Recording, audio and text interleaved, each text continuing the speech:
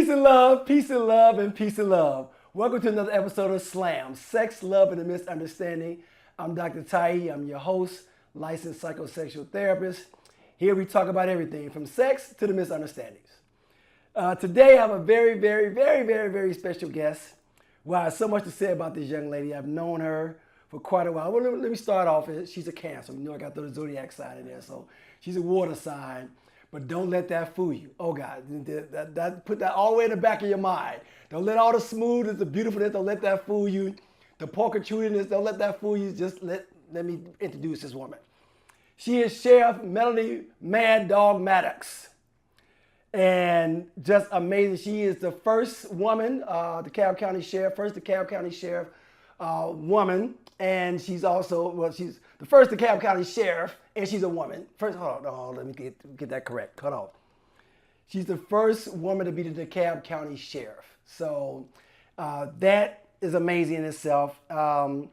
She has a $100 million budget. Let's start there. So I'm gonna ask her to loan a few dollars at the end of this. She has over 650 employees. And the amount of inmates that she oversees. One day I went to walk the prison, I'm gonna call it a prison, with her. I was like, oh dear God. Oh God, it's a jail, but I'm gonna call it a prison because they're both the same. You see bars as a damn prison. God, it was the most amazing thing you've ever seen. It's just, but this is, again, you see this beautiful woman right here. You think, oh, sheep. You think, oh, calm. And you think flamingo, pure mad dog. Pure, but I'm sounding like a poodle. She's more of a pit bull. So without further ado, again, woman, she's educated from Morris Brown College, been in law enforcement over 20 years.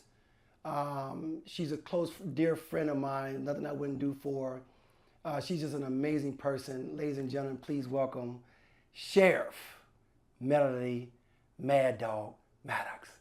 And the crowd goes wild. Whatever. And the crowd go out. And I want to thank you for wearing your Sigma blue. Well, yeah, it is Sigma blue, only for you. She is an outstanding long-term member of Alpha Kappa Alpha Sorority Incorporated. And she, oh God, we'll talk about the pearls later. But anyway, welcome. Thank you. Thank you for having me. It's an honor. Welcome to the One Love Room. You're going to stop all this. I'm excited about this too. I'm ready for this. It's about to go down. It's about to go down? It's about to go down. Well, you already know so, how I roll. Trust me. That's why I got the wine ready. Okay. You know what I'm saying? I got your favorite here because I want to make sure we start this thing off right. We're going to toast to One Love. Okay. Bam.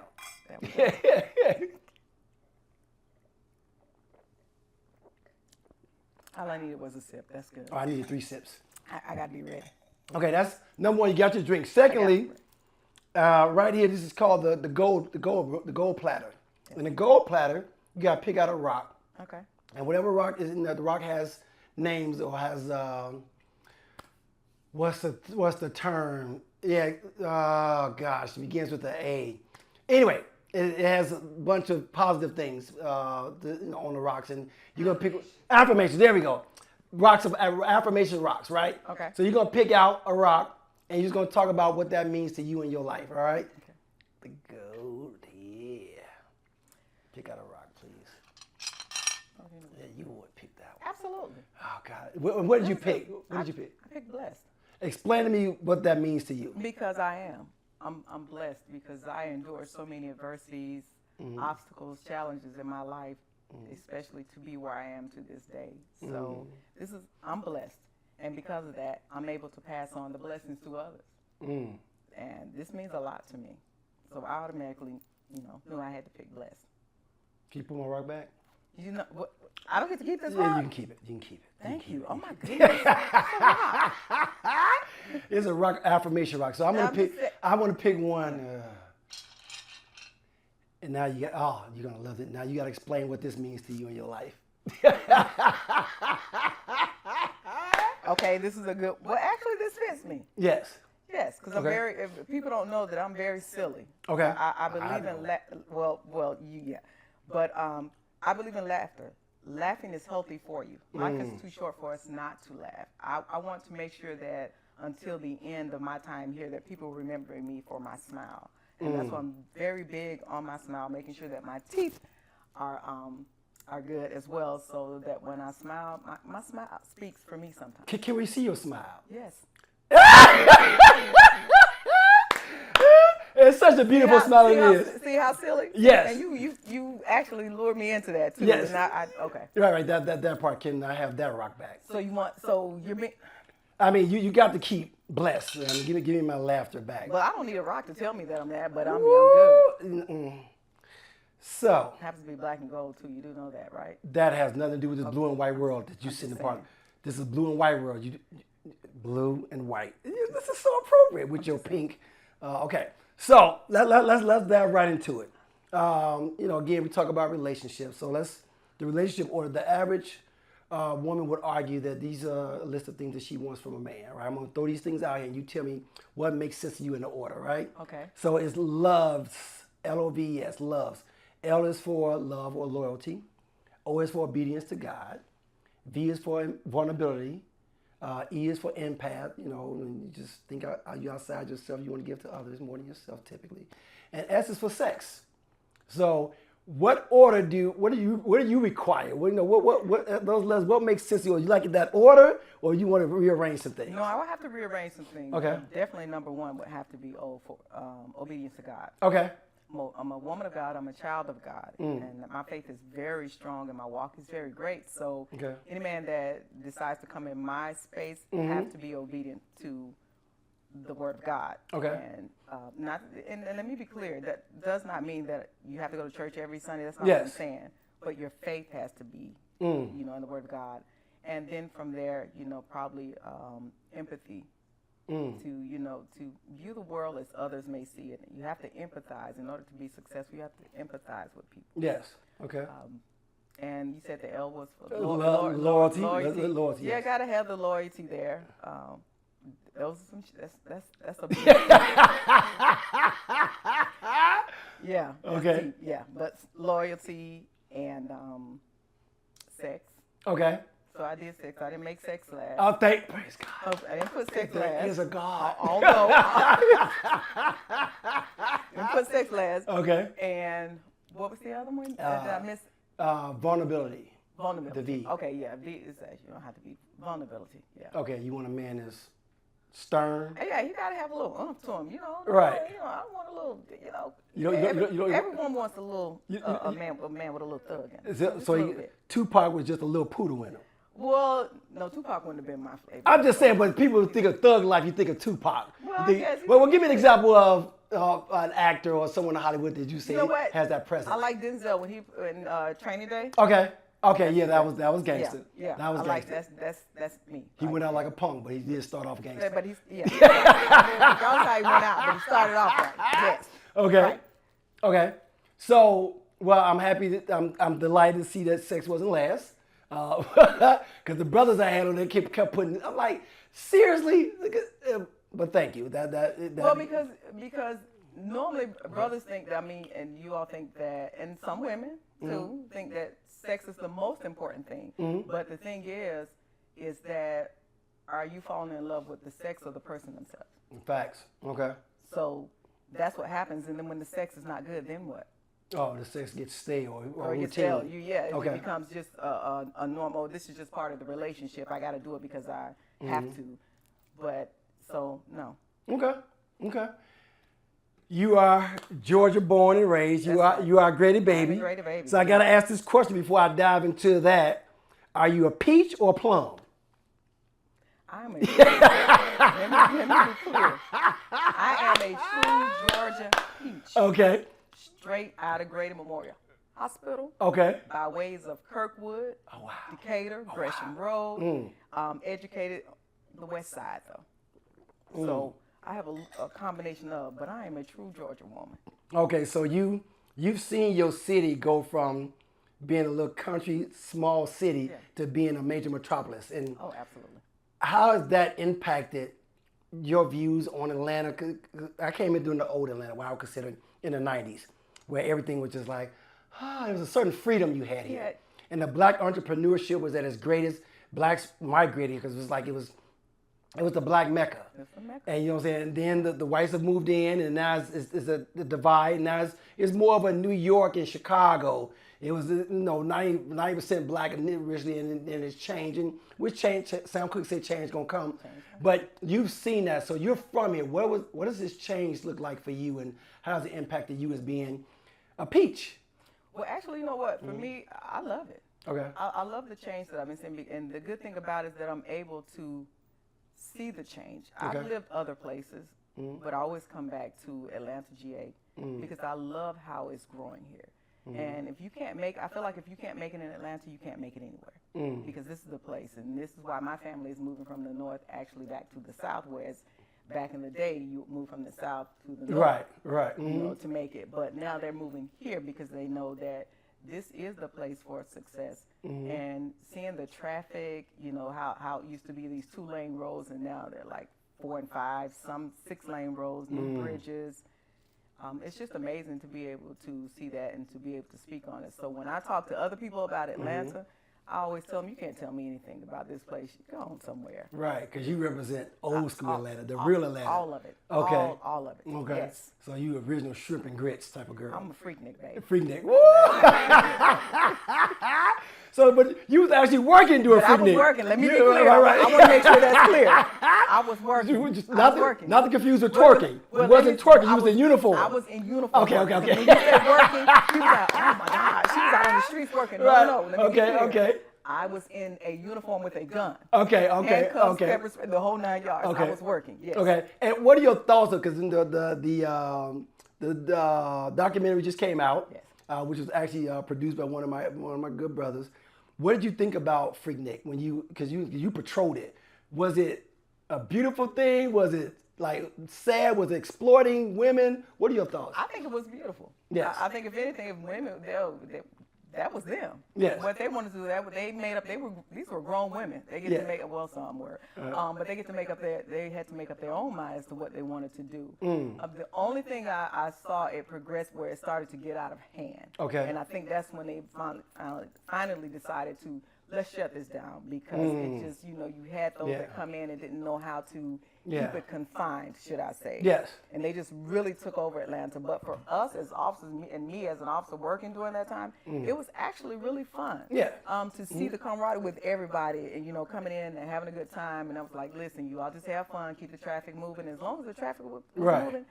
But the traffic wasn't moving. At all. At all.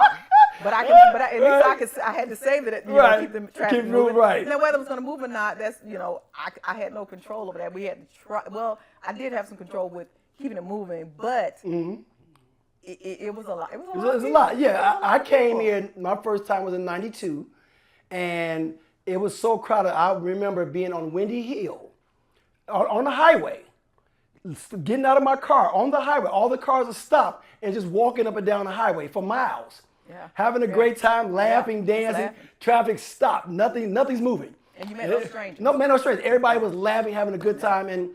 But then when I started talking to my cousins back in Chicago, my cousin and them, they said, man, we coming to Freaknik years later. The Bay and Roscoe and them, that's when it started going bad. Because originally it was for college kids and college mindset individuals. And then when the hood started saying, hey, we about to go to Freaknik and turn up, I said, that's when it went bad. Yeah, it started going down. And that's when we had to get a little more, as law enforcement officers at that time, had to become a little more aggressive with it. Okay. Because they got aggressive. So, unfortunate. It's very unfortunate because it really was nice. It was good to see the crowd and good to see people coming together and just laughing and having a good time. But then again, it just really got out of hand. But so, I was glad to be a part of it. Yes. It's one of those experiences like, you know what? It's like being born. I'm glad I experienced it. Yeah, Freaknik, But anyway, so from Georgia baby, Grady baby, born and bred here in Georgia. You went to Morris Brown. You became a member of the Bubbly Brown Sugar. For those who don't know, that's a dance troupe. These girls, this is when I first saw her, when I first met her, I was like, wow. The dance group. Yeah, the dance group. I was the dance. And y'all performed during games?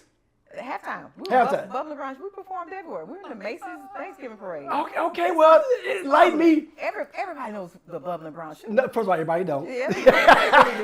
They really do. They know everybody knows it. Well, okay, everybody knows the bubbling brown shit. Okay. And beautiful women. We were known. How many? It was like 12, 15 of you guys? Yeah, probably about 20. No, we probably had 20 on the list. 20, wow, 20. So, and then when I tell y'all they danced, you saw them coming from a mile away. Yeah, that was then. Yeah, things have changed because now with don't go okay. Because the body positivity. Don't Okay. go there. No. Oh God, it'd be so much to see. Oh gosh.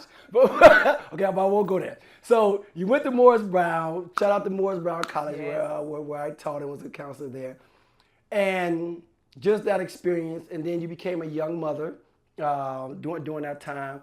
You got. But I was a mother already. Mother already. Okay. I had my daughter was 8.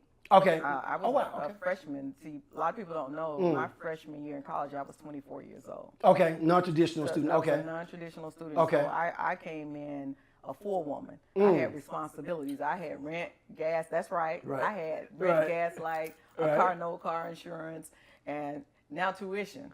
Okay. So it was a decision that I had to make. So you didn't stay in the dorms? No, I didn't. Okay. No, I know. I had a place that I had to drive back and forth. Okay. I had whole responsibilities in addition to my daughter, who was also at the time was a student, in dance class over at S.L.A.M. Okay. She's been dancing ever since she was 4 years old. So when I tried out for bubbling, you know, I'm trying out with 18, 19, 20. Oh, wow. And here I am, 24. Right. And I remember hearing this young lady when I tried out, and she was like, what is she going to do? And to me, that motivated me to like, okay, that's what we're doing. Yes. I got you. I had a hair on because I had bleached my hair blonde. Interesting. You used to have blonde hair? I had bleached I blonde gotta see hair. that picture. I Okay. bleached my hair blonde the night before. Okay. And I was like, oh my God, it wasn't supposed to, it was a mistake. Okay. It wasn't, it was You're supposed to be black? It was supposed to be like a golden color. It was supposed to be a golden blonde, but for some reason I left it on too long and became blonde. Okay. So I didn't have a chance to change it, so I put a hat on. I'm thinking that I'm going to try out with my hat on. So at the time, the late, great Miss Barbara Sullivan was our choreographer. Okay. And she said, what do you think you're going to do with that hat on? And I was like, I'm going to try. And I didn't want to take the hat off because my hair was bleached blonde. Okay. And when I heard the young lady was like, you know, what she thinks she's going to do, it was an issue because I think somebody knew of my age, you know, because I was old. I was 24 years old. And when I heard that, I was like, bring it. And I took my hat off. Now, mind you, we had a whole choreographed routine. Okay. That we put together, that they put together for us. That you had to learn. That we had to learn right then and there. So oh, wow. we had to get the 1, 2, 3, know the steps. And wow. everything. I'm not a professional dancer. Wow. You know, I was a majorette, so I twirled. Okay. So this is my first time actually being on, dance in a controlled environment. Okay. Like that. So yeah. So when that time came for the trials, and I just gave it to them. And the thing is, I was messing up the whole time. I had braces. Oh, wow. But I was smiling the whole time. The whole time. I never stopped. So you would never know if I messed up because I was smiling. You were too busy focused on my braces. And even that was one of the conversations, like, she has braces. And I was like, yes, I do. So I smiled. I made sure they saw my braces, and I gave it to them. And when I went back the next day, the list was posted, and I looked at the top. My name was at the top of the list. Oh, wow. And mind you, it was like 50-something girls that tried out. Wow. Yeah. And how many made it? I think it was only like 15 of us. Wow. Wow. So going back to what you were saying about you had your braces, your hair was looking, as my grandma would say, a hot ass mess. It was a mess. It was a mess. But it was your confidence. It was your swag, your confidence in yourself. Yeah. Where'd you get that from? Where did the confidence come to be? I mean, you're Sheriff Melody Maddox. I mean, the first woman elected to be the DeKalb County Sheriff, and then a woman of color. I mean, so that takes a certain amount of swag to pull that off. Where'd you get your confidence from? But you know what? I didn't always have confidence, though. Okay. I was very self-conscious of my shape because, again, clothing was not made for a woman of my stature. Yes. You know, it was very of small waist. And she's very curvaceous, people. Yeah, very, yes. So, whatever. Well, go ahead. Coke bottle. Think about an old school Coke bottle, but go ahead. So I was very self-conscious about that because I could never find clothes to wear. Nothing would fit me, and I didn't have the confidence. But believe it or not, after I had my daughter, I knew that I had to get it from somewhere because I had to pass that on to my daughter. So it was one of those things that I just prayed on, and God just every day gave me the strength and said, and I remember having a conversation with myself saying, believe in yourself, because nobody else is going to believe in you. Facts. And when that happened, it was like, oh, hell broke loose. It was like, oh, shoot. Oh my God. Right. But, you know, it was one of those things like, oh, girl, you should have been, wait a minute. Right. Where Where you been? Is this what confidence do for you? Okay. Oh, hell, I should have did that a long time ago. Right. Like, and I'm looking at God like, why you just not let me, see this? But it took my daughter to bring it, because I knew that I didn't want my daughter to be that way. I wanted her to have the confidence. And she did. And I put her in dance class when she was 4, and baby, she's a beast. So, people want to know this, watching this. Can y'all dance your daughter? Absolutely not. Absolutely not. No. This girl not only can dance, she choreographs. Oh, wow. At 39 years, she'll be 40. Right. At 39 years old, she choreographs, dances, and she can still move, and she's had 3 babies. So let me hear this right. Sheriff Melody Maddox is admitting that her daughter can out dance her. Yes. I've never seen you admit to it. Oh, she got you. Oh, yeah, she got you. Oh, yeah, you have to give credit. No, one thing about me, I give credit, but credit is due. Facts. Well, you're too cute to sweat anyway. So right. You ain't gonna do too much moving. Well, Bang bang. And I say bang bang because she had a party last year. Oh God. And she had the best. It was the best. Yeah, it was the best. It was so damn hot. Oh God, it was so hot. And she had a Western theme, and she came out looking like, oh God, I don't know what famous cowgirl, but she was doing it. And she had this dance that she was doing, and ever since then I've been calling her. With my bubbling sister. With her bubbling sister. Right. Ever since then I've been calling her Bang Bang. I was like, seriously, that's what we doing? Yes, but and I changed. She did. Make sure you tell them I changed. She changed. Oh, and thinking of change, I'd be remiss if I didn't say this. This woman has more gowns, oh God, than any person on the face of the earth. And we're going to get to that, because I want to hold that. Okay. I want to hold off on that. Community service. How important is community service for you? Community service is very important for me. Okay. My title, although I'm the sheriff. Mm-hmm. Say it again. I am the sheriff. Woo, the go sheriff. ahead. S-H-E. You see how I say that with such confidence? Put some respect on that. Right. Yes. Yeah. The first first African-American female to serve in that capacity. You heard what she said. That's responsible for 800,000 plus citizens. Ooh, bang, bang. Yes, bang, bang. That's right. Whatever. So community service is very important to me because, again, like I said, I'm blessed. I want to be able to give back. And you can't be a servant leader if you don't know what's going on in your community. You got to be a part of your community. How can you make decisions, especially being in a political seat? Yeah. How can you make decisions when you don't know what's going on in your community or what you serve? Facts. So I'm very big on that. That's why they call me the community sheriff. Anybody can go, and they can all go to my social media page, and you will always see me somewhere doing something in the community. And this is what I love. When you love what you do, it's easy to do it. Facts. It's not a job. It doesn't become a chore. It's become a passion of yours. And that's why I love what I do. Yeah, people, my old school people, if you remember the Eric, roll-on commercial back in the day, it says, never let them see you sweat. This is over here, she's so calm under pressure. Oh God, she's like, Like what the inmates planning to riot. She's like, it's gonna be okay. This is what we're gonna do. We're gonna station 10 guards over there, we're gonna 10 here. I'm coming with the Uzi right now in the middle. We about to blow this motherfucker up. My inmates respect me though. Let me be clear. My inmates respect me. Oh, that's what I'm saying. I'm using that as an example of, hey, yes. you smooth when you're very smooth. You're cool under pressure. That's all I'm saying. You're cool under pressure, and I respect you for that. So let's get right into it. Becoming a law enforcement agent for over 20 years. What made, again, because you come across as a poodle, peers like then you're a member of Alpha Kappa Alpha Sorority Incorporated, which is the most daintiest sorority of all. Why law enforcement? Why did you choose that field? Well, actually, I didn't choose it. Okay. I got into law enforcement over there. My daughter's late uncle dared me that I could not get into law enforcement because he was that type that thought I was too prissy, that I couldn't do it. And in 1988, I started with Atlanta Police Department as a recruit. Went through the training. I didn't finish. I got through 2 weeks out graduation, and I decided I wanted to go back to college. I knew what I wanted to. I wanted to go to college, and I knew it was always Morris Brown College that I wanted to attend. But I needed a job. You know, here I am. I'm a mother. I'm a single mother. I was not married. The dad and I, we were cool, but still, that's my responsibility. That's my daughter. She's with me. And actually, once I got in, I was like, this is not bad. You know, you got benefits. They can pay for me to go back to school. Right. And I ended up even at Morris Brown. I worked campus security. Okay. So it went boom, boom, boom. So this is what I know, and I love it. And I knew that I wanted to excel, and I wanted to be bigger than just a major, a captain, a sergeant. Wow, I knew that I wanted to be the one. top. I knew that if I was going to do this, I always tell even my daughter, if you're going to do it, do it right. If you're gonna do hair, own the salon. Right. If you're gonna drive trucks, own the company that owns the trucks. Right. Own yourself, own your name. And that's what I had. So I already had a vision in place once I got in. I was like, okay. So in 2019, when you became the sheriff, Yes.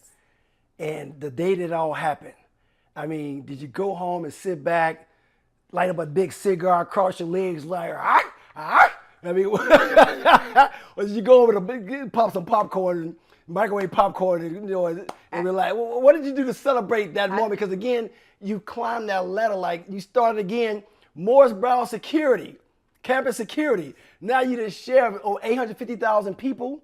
You got a $100 million budget, 650 employees, and how many inmates? I have about 2,100 inmates now. 2,100 inmates. So, oh dear God, you have responsibilities more than, you know, you put about 10,000 people together, and we don't have we don't have that amount of responsibilities.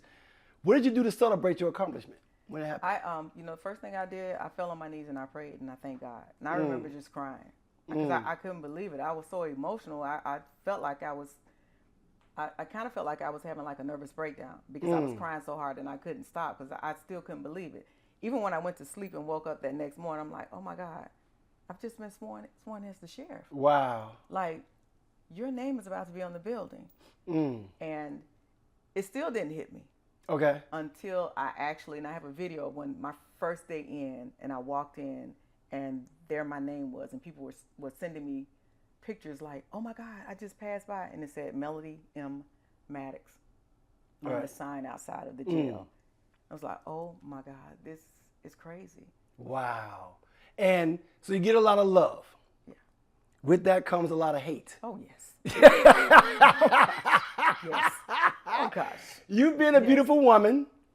Do you find that hate comes more from the women or the men's side? I have to admit, it is from the women. It's from the women that look like me. And that's facts. I'm meaning black women. Black women. Yes. Okay. Yes. And it's really sad because I'm such a giver. People may say, yes, I'm in law enforcement, but I'm such a heartwarming person. Yes. And I love hard. Yes. When I'm for you, I'm for you. If not, then that's it. So it's very difficult. And I just told my mentor, and I have to say her name, give credit to her, the Honorable Dr. Judge Penny Brown Reynolds, who's serves with the Biden administration now. And I told her, I said, had someone told me that I would have to fight this hard against my own folks, I would never have been ran for this seat. Yeah, welcome to my world. It's really bad when there's so much that we could do for one another, that we could support. And I'm very supportive. And that's why I'm so good at what I do at the sheriff office, because I do believe in giving second chances and promoting people and encouraging them to do better, because somebody encouraged me. Oh, I got it. You told me the story. Okay. You said, first of all, I want to go back to something you said. You said your daughter, who I know well, I've known since she was a baby, about to be 40. Ladies and gentlemen, black don't crack. It may peel, but black don't crack. Look how beautiful this woman is. You got a 40-year-old daughter. Are you freaking kidding me? You said that. You said it so smoothly, like you was taking a shot. You know, like, oh, it's no big deal. Like, first of all, again, praises to you for keeping yourself up, taking the pride in your personal appearance. I know that takes a lot as a woman, because again, y'all got so many different, oh God, don't give me shit. So many moving parts. Yes, absolutely. You're right, absolutely. So you got to know that. But you shared a story with me, fast forwarding, you shared a story with me about when guys come in and they're these tough thugs on the streets. and they get in the jail, as soon as them damn bars shut, they start crying, asking for their mommy. It's a difference. Talk to us about that. It's a difference. Let me tell you, they come through we have what we call the intake, and that's where they come in, they get processed. Once the officers bring them in, we take custody of them in order to process them through so they can go to their cells, or if they're going to be, they pay a bond and get released right out. But they come in, and I mean, sometimes they come in real rambunctious, loud, and telling us what they want and what they're going to do and not going to do. Okay. But when they hear those doors close, we go, boom. It's like, hey, can I make my phone call? And can I they get to crying. And I'm like, dude, you just cursed us out. Like, you just went in on us. Like, wait a minute. So it's a big difference when those 1,000-pound doors slide closed, and it does make that. It's just like what you see on TV. Okay. You hear hear the door go. Right. And you can't get out. You've been there before. Yes. You already know. You can try, but the building was designed to keep those from escaping. So you would actually get lost in the place. So I'm in there as a guest, and I'm like, oh God. Every time the door's like, oh dear God. Yeah. But let's talk about how creative the inmates are. They are using They're using droids to try to smuggle things inside of the jail. Like, how creative? Like, first of all, we have some of the most creative minds in the world that are locked up. So before you jump into that, because I know everybody's innocent, because you see it on TV when people are like, I'm innocent. How often do you hear that I didn't do it? Oh, every time I walk the floors. I walk my floors. I have 8 floors. People don't know that's a 900,000 square foot facility. 900,000. 900,000. Wow, and my house is 3,000 square feet. Oh, dear God. And yes, 900,000. Wow. It sits on 12.2 acres of land. Okay. So I actually, again, I have to walk the floors because I want to see what's going on. I have leaders in there that can tell me, but I need to see for myself because once I see it, then I need to know what decisions need to be made for the facility, what we need to do. And when I tell you, it's a doozy just to see it. Like I said, for you to see it. Yes. And the person from the outside, they're like, oh, that looks big. But when you go inside, it's like, oh my God. Wow. Like, think about it. We have a kitchen. We have 2 kitchens. Okay. We have an inmate kitchen, an employee kitchen. We have uniforms, everything that we need there. We have a medical facility. We do dialysis. So it's like a military installation. Everything you need is right there. We can do we do dialysis. Ain't nobody got to go home. When COVID came, we once they got the vaccine, we started doing our own vaccines at the jail. People were coming to us like, "Hey, can I get the COVID shot?" Oh, wow. Sure. Yeah. And the inmates are very creative in what they do as far as criminal activities within. Oh, yes, right. And going back to that, what happens is they actually, the drones, they try, they'll try the drones. Every now and again, they may get successful, but we're so good, too, we intercept. Okay. The thing with them is they do what they call the fishing line. It's called a fishing line. And what they do is take the sheets and they rip the sheets really thin. Okay. And they tie it together. Okay. And they take their bag. They have net bags where they put their clothes in the net bags where they use those bags to clean their clothes. They're going to wash, so everything's together. So what they do is take that net bag, put it on the end of the fishing line, and put a shoe there, one of their orange shoes on it. Yes. And they throw it through the hole of one that they just broken. Okay. Broken it out. Okay. It's cost me thousands of dollars. Okay. And they throw it out, and then the outside person comes up and put the items in the base, basically what we call the fishing bag. Right. Okay. And they reel it back in. Nice. It really. No, it's not nice. I'm talking about creativity-wise. Creativity, it's creative. You be like, yo, that's ingenious. Well, they're very creative, and which is why we one of the thoughts that I had, if they're that creative, let's chime in on that creativity. Let's see if we can channel that creativity somewhere else for the facility. And now we have what we call the compliance storm. Okay. So those that what we say is compliance, that's not an issue, and it doesn't matter if you're in there for rape, robbery, murder, any of those charges. It doesn't matter. But if you have a certain sense of responsibility about yourself, you get more freedom in what we call the compliance storm. Okay. So you get to get the microwave, and what they did is they painted their own rooms.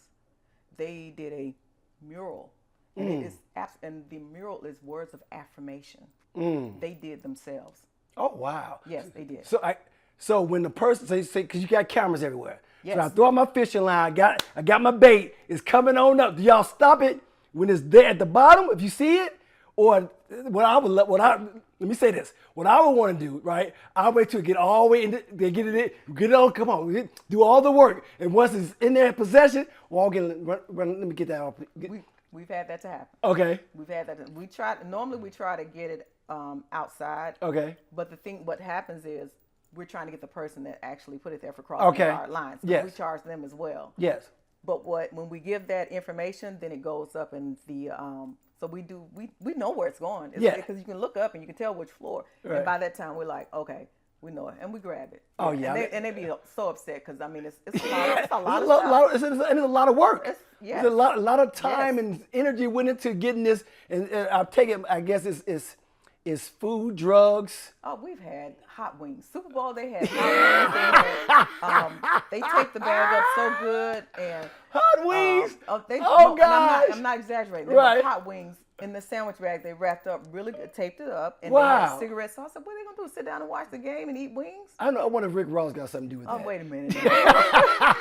He giving the inmates free hot wings. Oh, that's funny. Wow. Not the hot wings. Yeah. What's the most creative thing you've seen come through, as far as confiscating into the jail? I'm telling you, it's the food. It's the hot wings, the McDonald's. And why they smushed, they had a cold-ass McDonald's? No, it wasn't cold. Oh, wow. No, it wasn't cold. Oh, wow. It was, I guess it was a Big Mac, but they smushed it down. And why they smushed it down, I have no idea. They flattened the Big Mac out. Right.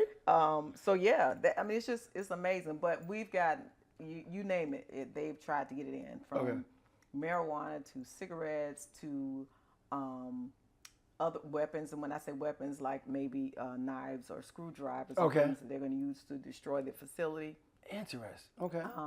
Cell phones are the big thing. Cell phones and cell phone batteries are big. And cell phone batteries and the charger. But aren't the inmates allowed to have cell phones? No, that's in prison. They may be. Prison. Okay, that's right. Jail. There's a difference. Right, but there's a difference. So what's the longest that an inmate can stay at your jail before they transfer to a prison? They're supposed to be there 2 years. Okay. And once they're sentenced, they're supposed to go down to the road. But everybody's now scrambling for bed space. But we do have people that have been there long, and that's because their cases are still pending. Okay. But again, remember COVID hit. Yes. That pushed a lot of things back. Yeah, that pushed a lot of the cases and back. Cases are still behind. They're still behind. Yes. You have cases. It's 2024. You still have cases from 2019. Wow. So it's just a bad time to be a criminal. Oh, it's a bad time. I go on Facebook. I go on all the social media sites. Say, please do not come. This is not a good time for you to come. Please do not come here. Please. Let's see if we can work something out. That part. Yeah. So every year you do something that's so amazing. Think about community service. Yes. You do a summer camp. Your annual summer camp. Boys to bow ties, girls to pearls.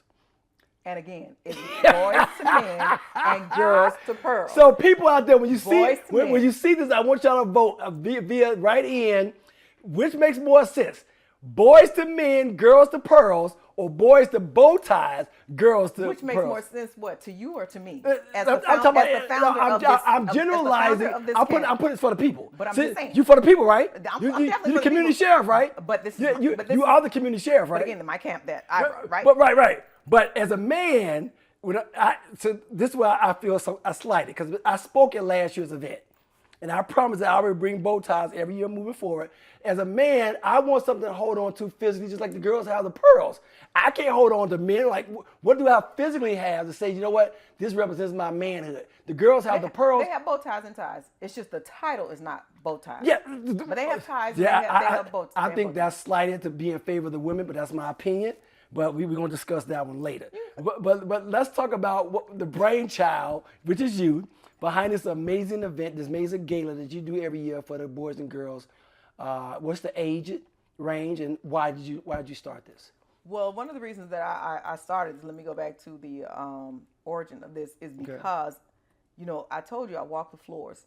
Mm-hmm. And when I first became a sheriff, and I began to walk the floors, and I actually started having a conversation with the inmates. Mm. I don't think there's any other sheriff, first of all, that does that. Okay. I'm not saying they don't, but not to my knowledge. They actually walk the floors. And after talking to some of the young men, and I speak the men because it's more men than it is women that are incarcerated in my facility. Okay.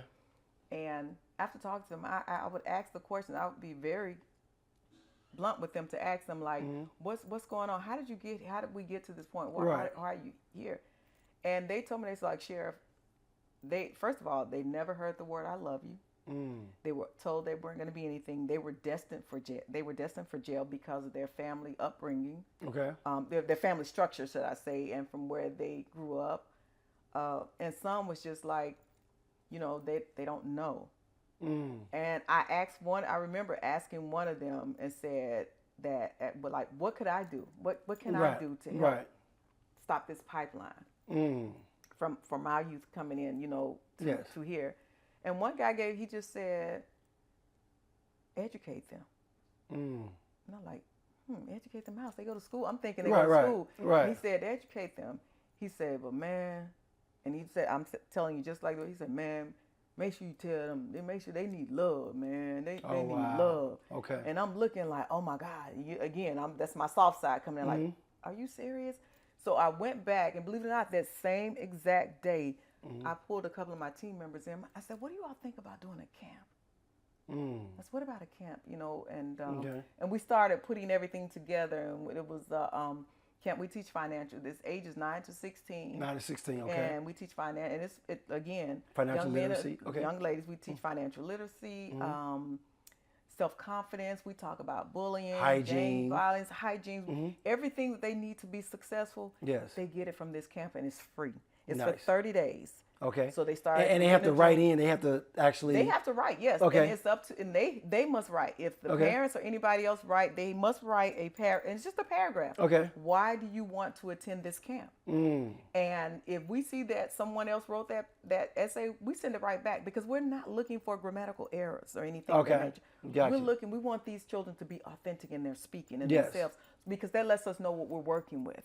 And let me tell you, if you read some of these essays, it will bring you to tears. Yes, some of the young men and women I met last year, oh God, just amazing spirits, amazing energy. And you were the speaker. Yes. And unfortunately, you had a few little knuckleheads, which oh God, again, but going back to that love thing, when they don't have that love, that attention that we all need, and majority of us don't grow up with that adequate attention. Right. So imagine, so now the streets get a hold of us, and it just goes, again, now we're populating the prisons. Absolutely. Absolutely. But shout out to you for that gala. It's an amazing, amazing event. I love it. And just to see how the parents show up and see just these young boys and girls dressed up, and they singing these songs they've been working on. They got these routines they've been working on. And it's just like, wow, somebody's teaching. Like there was an older gentleman when I was a kid, because my dad didn't know how to tie no tie. My dad never wore a tie. And an older gentleman stayed in the apartment complex where I live. He was like, hey, yo, man, you know how to tie a tie? Just out of nowhere. I was like, no. And he sat there on the stoop and taught me how to tie a tie. And that meant the world to me. Right. You know what I'm saying? So, again, mad shout-outs to you. And some of them some of the young boys never owned a suit. And just to watch these little boys, the confidence, when they put that suit on, you couldn't tell them nothing. We had to make them it's like, take the suit off, put it back on there. It's not time. But that was just amazing. But it made me feel good. Made me feel good. Yeah, but we still gonna work on that name. Whatever. So, so let's get into relationships. Oh gosh. Here's where it gets interesting, people. Oh dear God, Miss Cancer. Yes. Your relationship background. Talk to me about who taught you about relationships. Where did you learn about relationships, if anyone? Life taught me about relationships. Okay. The good, the bad, and the ugly. My mother couldn't tell me. My mother had 3 kids by 3 different men, so she couldn't tell me about relationships. Now, one thing I will say, I have grandparents. Okay. My grandmother and my grandfather, which I stayed with from 6 weeks all the way up until the age of 7. Wow. Okay. So I watched my grandparents, with their relationship, but it still wasn't the best. To me, it wasn't a positive. Okay. If I could say that. But I had to learn from society, like what to expect. And that's one of the things that I always say that kids need to have when you're growing up. You need a mentor. Yes. I'm an advocate that you've got to find you a mentor. I did not have a mentor at that young age. Okay.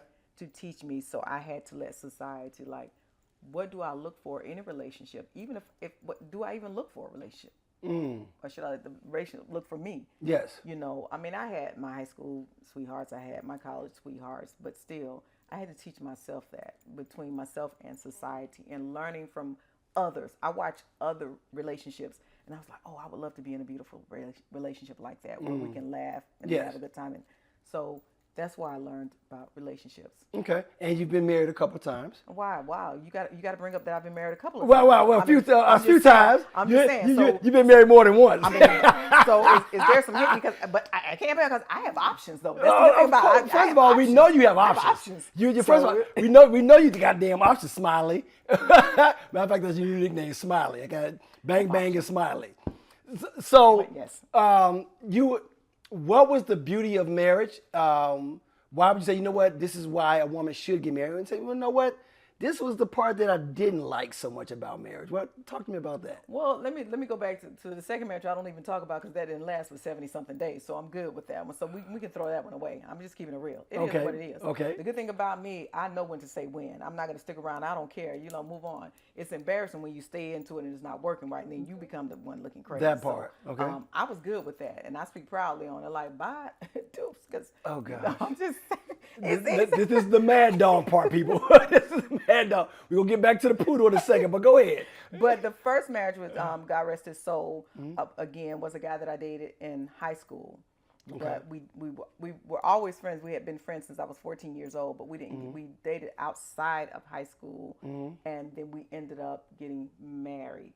And I considered him my best friend. Like, we were friends, but to me, we were better as friends than husband and wife because we had two different avenues that we were going. He was in law enforcement, and his thing was he was going to retire and that's it. Me, I'm like, no, I want to do something bigger than just be a commander at a precinct. Right. I was looking at the chief, not knowing that God was going to elevate me to the sheriff level, but I wanted to be the chief. His thing was like, oh no, I'm good. I'm going to retire in a couple of years. I'm like, what? And then he was more of an introvert, whereas I'm this happy-go-jolly. Yes, ma'am. I meet no strangers, and you know that. I walk in the room, I don't meet strangers. And he was the total opposite, and he couldn't understand, once we got married, he couldn't understand why, it was one of those things like, why you always have to smile at everybody? And I'm looking like, dude, are you serious? Like, the same thing that attracted him to you, now becomes a problem. Yeah, and I'm like, are you serious? And I was like, I knew right then, I was like, I can't, this is something I can't. And I tried. I really did. I wanted my marriage to work because I really did love this guy because he was a very nice, sweet guy. I didn't have to work. I worked because I wanted to. That's a horrible word to say about a man, right? But, okay, sweet. Okay, well, sweet. nice. Thank you. When Whatever, say a man sweet, that means he was a cancer. Oh God, that explains it. That explains it. Cancer. That explains. You say a man sweet. That makes sense. Okay. Cancer. Oh God, but he was absolutely the nicest guy. Anything I thought, if I could think it, I could see it on TV. It was there. It was mine. Nice, beautiful. It was mine. Yeah. So I love that. So I give cancers a hard time. Not because they're not good people. They're amazing people because in the zodiac, cancers are the symbols of family. Everything about cancers are family oriented. They're very cuddly and very warm and fuzzy. Then there's the other side. The other side the dark side. The zero tolerance. The zero tolerance. We don't play. We don't That's play. right. You don't want that smoke because I gotta go bang bang. It's gonna be a problem. One thing about us one thing about a cancer, when we through. Yeah. We're through. Yeah. When we say we're done, we're done. Yeah, and we keep it moving. It takes y'all a while to get there, but that's a whole nother story. Yeah, but right, you're right. But once you get there, once we get there, it's done. It's a wrap. It's done. The emotions like you was just so much. No, I don't even give a damn. Never doubt. At all. Holler, see you in heaven. Current relationships. How do you choose the right man? How does the right man choose? Like, what do you look for in a man that you say, you know what, I possess the same thing I'm looking for? Talk to me about that. Oh, wow, that's deep. Well, first of all, I don't choose a man. Oh, God, I'm just saying. You put that in there. You said, how do I choose a man? I don't choose a man. I mean, it's like going to Macy's looking for a blouse. You see the But goddamn blouse, you decide to try it on or not. So what you gonna do? Then you want me to answer the question. Then you ask me the damn question. I'm going to answer the question now. Let me answer that. Answer the question, Annie Mae. Go ahead. So, no, I don't. But if I had to, I want someone that is, again, that's caring. Number one, that is godly. Yes. Okay. I look at it as a Boaz. If I had to, where's my Boaz? But at the same time that we can work together and have a conversation, that communication. That's one of the things that I did not have, and we did not have, and even in past relationships, it's communication. It's almost like, because I am who I am, I believe in communication. I want to communicate, but then the other person doesn't want to communicate. It's like, this is the way it is, and this is the way it's going to go. And me, with my heart, it's like, whatever. I'm done, and that's it. Because we have to sit down and communicate. But the person must be godly, very neat, clean. I'm big on hygiene. Your teeth must be so he can't very smell. clean. I mean, what? your Ain't no wrong with a little teeth stank. You got to be able to go to, not be afraid to go to the dentist. 2, 3 teeth floss missing. your teeth. Yellow. You know what I'm saying? Little yellow I'm teeth just in there. saying. Little yellow. I mean, kind of look like you look. Respect my mind. So what if his teeth got little yellow stains on it? You know what I'm saying? Been working outside, got the smell. He don't want to take a bath when he get home. He want to go right to bed. Or You said don't want to take a bath? Right. You know what I'm saying? No. Do a little something, just kind of. No. You know, get a little baking soda, put it on the armpit. That's disgusting even thinking like that. That's a disgusting way of even letting that thought. No. I guess you got a point. Okay. Oh. No. Okay. I'm going to give you 10 minutes to head up. Yes. Okay. All right. So with men again, your mindset is just having. You got to be godly. You got to be one who wants to actively communicate. Got to be fun. Got to be fun. You know, Yes. someone is like, let's sit down, let's talk about it. We can move past. Okay, beautiful. Yes. The you being a mother, and I know you love your daughter. What advice would you give to your what advice do you give to your daughter that no one gave to you when you were her age? I give, and I still do this. I tell her, keep grinding. Keep grinding, because no one ever told me that. Remember, I'm that child that is not even supposed to be where I am. I was told by my own family members that you're not going to be anything. You're going to be in the projects with a house full of babies. So what I did, from day one, I always encouraged my daughter. Okay.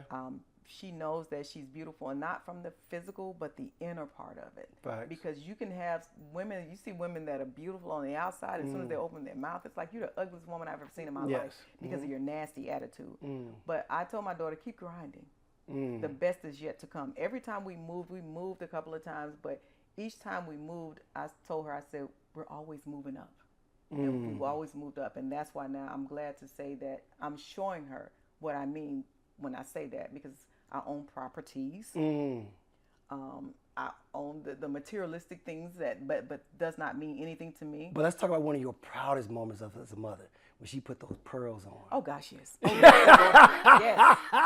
My legacy. Right, when she put those pearls on. My legacy. How did that make you feel? Oh, my God. She pledged Alpha Beta at Fort Valley State University. Okay. She was the ace. Okay. And For those who don't know what me, her daughter's also a member of Alpha Kappa sorority. Sorority Incorporated. For me to give my daughter to her 20 pearls, the pin of 20 pearls, oh my God, once again, I couldn't stop crying. I was like, this is my legacy. Like, this is So my that's daughter. twice you said you cried. Do you have video of such sad tears? No. Oh. No, I do not. Because I don't believe it. But anyway, No. But I trust But your word.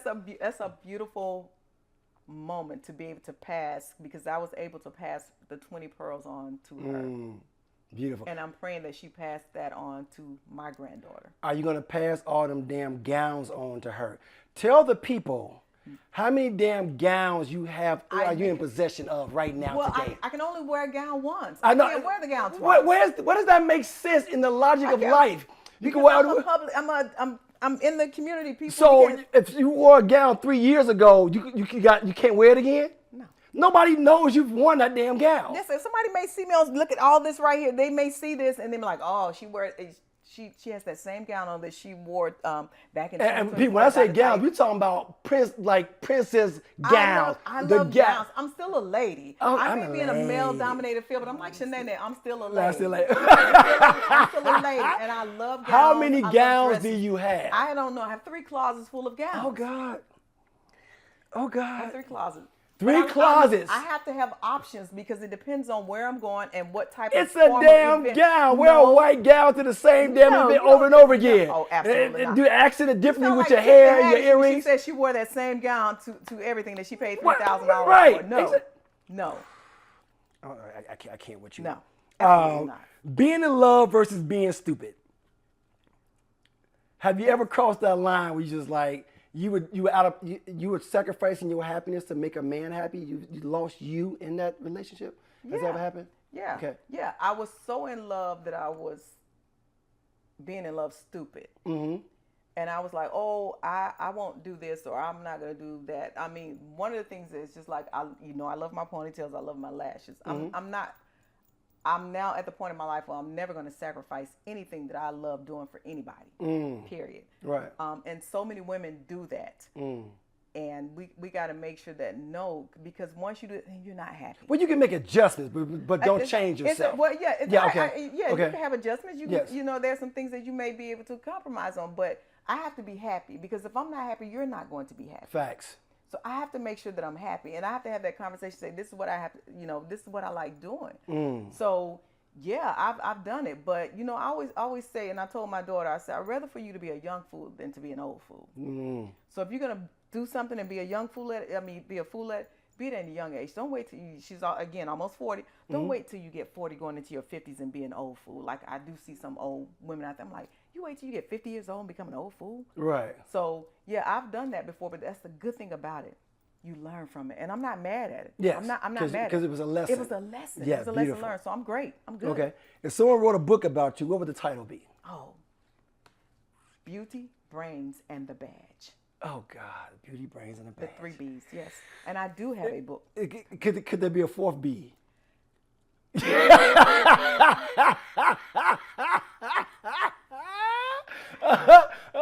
What? Black. But you're gonna say black. I was about to say, unless you're gonna say black in there. Black, beautiful brains, and the badge. Could there be a 5th B there? Just saying. Watch yourself.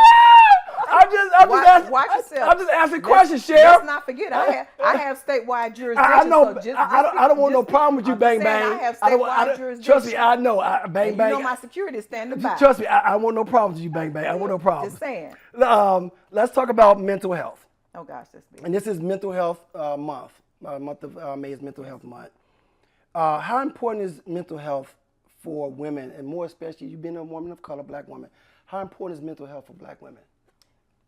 Mental health? Yes. Or help? Mental health. Okay. Mental health, yes. Mental health, meaning they need some mental yes. help too. Yes. Right. Yeah. And it's very big because think about it. You have so many women, I would say 1 in 3 women that suffer from some sort of mental health issue. Facts. I would say 2 out of 3, but go ahead. Whatever. Yeah. Think about it. We have postpartum, premenstrual, perimenstrual anxiety. We have we have so much that's going on with us, and it's big because the good. Let me say this: the good thing about that is that we as women, we're more apt to go seek help than men. Facts. As a therapist, that's a fact. Right. Of course, it's a fact. I know that. I'm just saying. We get help, and I say that because my mother suffers with mental health mental health issues. Yes. Okay. My father did before he passed because he was in the military. So you got PTSD. You have domestic violence. Yes. Women suffering from that or being a part of it. So it's big, and it's big that we understand that and accept that. Okay. Which is why I'm a part of the Community Service Board with Dekalb County because I am big on mental health. I'm big on mental health for those that are incarcerated as well. Facts. And we have a program right now for our mental health arrestees, and we actually do an assessment for those individuals if they should have any. So that will let us know what type of treatment plan they need to be on, whether it be therapy, medication, both, or what. Right. But it's big, and it's not going to get any better, and I think you see that probably in your line of work. It's going to be it's more of it coming. And I'm going to advocate for the brothers who are locked up. Once a month, you allow strippers to come to the jail and put on a show that will help them. Well, they get that when they look out the windows. Some of the windows cross over to the female side, and they actually get to look through the windows and see that. Oh, God. So they get a free show. They get a free show. They get a free show. I'm talking about paid strippers and these poles going up and down the jail and we put on the show. Again, it builds character, confidence. And maybe at my new facility that I'm working on, I can do that. Oh, God. We'll do that. We'll do that. No, I'm just kidding, everybody. Right. So we're going to wrap it up. One last question. I'm going to do my rapid fire. Do women intentionally, especially women who out here bosses, who are bosses, do they intentionally date beneath themselves? Basically settling. Are you saying settle? Yeah, like settle. Yeah, they basically settle for something they know that's not on their level. I'm not talking about socioeconomic status, Right. but like you say, they may date the guy, like you say, the mouth, the hygiene. He don't even, you don't even drive a car, live home with his mama, and you know that's something that's beneath you based off what you've achieved in life and where you are as an adult woman. Do you think women go out of there, some women like they beneath themselves? I do. From a couple of I've seen, I think they settle just because society says that when we become successful, especially women, that we should have a man with us. And and I'm not saying it's not for the men as well. I'm speaking from a woman that even now, people like, you're not married, you're not dating, you don't have anybody, and I'm like, no, do I need someone? So I do see that, and I think that you have so many women out there that they say are thirsty. Yes. And are looking for a man and want a piece of a man. And you have some women that sometimes will give up everything in order to be with, just to be able to say they have a man at home who may not even be working or doing anything, but they have a man at home. Right. So I think you do have some women that's settling just to be able to say, I have a man. I have a man. Okay. Rapid fire. Great sex or great food? Great food, some crab legs. You had to choose one to have sex with, Prince or Michael Jackson. Neither. You gotta, which one? Prince or Michael Jackson? I don't want to have. Can you put anybody else there besides Prince or Michael Jackson? This is my show. Okay, well we'll say Prince so I can hear him say woohoo. What the hell? What the hell? I can't with you. Okay. What's your favorite part of the male anatomy? Penis, of course. Hey, I'm asking. saying. There's more. What about the man's brain? What about his mind? Well, if you got a good penis. Oh God. I'm just saying. Favorite place to vacation? Oh, I love the Bahamas. The Bahamas. Yes. Poodle or pit bull? A poodle. Oh gosh. So there you have it, ladies and gentlemen. Tell us. You say are you working on a book? I am. I'm working. I'm writing. Well, I'm writing. Yes, I am writing. Okay. My book. I'm starting my book already. Is it going to be the beautiful, the badge, and Beauty, Brains, and the Badge, and it's going to talk about me being in a male-dominated role. Okay. But still being a lady. Okay. At it. Can we add the fourth B to And that? we're gonna. Go ahead. No. Okay. But I add a fourth B. I'm sure there are some people that may want to add the fourth B once I finish it, because this is going to be a very in-depth book. Okay. It's not going to come out though until I retire. I have another 4 years in this seat. Okay. Thank God I have. And no congratulations opposition. about your re-election. Thank you. Beautiful, I appreciate beautiful. it. Thank you. And so the book will be finished though by the time I retire in 2028. The book will have been completed because I'm able to put that final chapter in. Beautiful. This is it. So I'm excited about that. You'll be a part of it too. I'm sure. Yeah, you'll be in a chapter. But we're gonna wait until it's done. So you don't have to worry about that until 2028. That part. Oh dear God. So people who want to find it, see all this great work you're doing. What's your social media handle? How do people find you? Just Sheriff Melody Maddox. Sheriff Melody Maddox. Everything you can find me up under everything is sheriffmelodymaddox.com. She said you can Google her. Yeah, Google yeah, me. that's what I always say. Google me. Google me. You find all my information, which is my name. I want to thank this beautiful young lady for being here today and just sharing life. We've discovered that she knows how to be, as the kids would say, a boss bitch. And she also knows how to be the soft bitch too. So it's a beautiful thing. And I use the word bitch meaning a woman. Not like it's not a derogatory, it's a street term. Like I said, like when people on the black folks, when we say the N word, it's not like it's not a derogatory term. It's a term of, but just having you here and just letting women see that, hey, you can go out there and be powerful. Also appeal to your soft side. She said twice she cried. I still need to see video proof of this, but she cries too. But it's been an honor. I wish you continued success. And people, This has been good. Sex, Love, and Misunderstanding. Again, Sheriff Melody Maddox. Amazing specimen. We thank God for, and keep being the best version of yourself. Thank you so much. I greatly appreciate it. Yeah.